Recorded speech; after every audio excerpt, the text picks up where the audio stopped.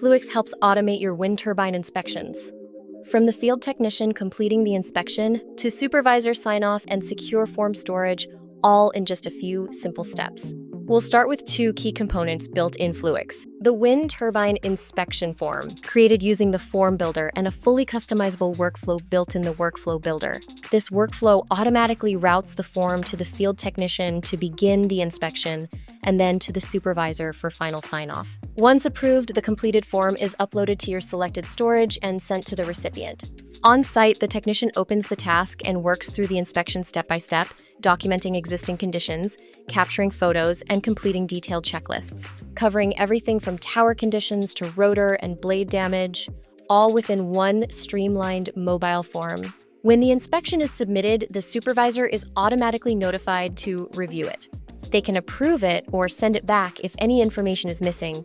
Once approved, the completed form is automatically emailed to the recipient and uploaded to your storage of choice, whether that's Google Drive, Microsoft SharePoint, or other integrated storage solution.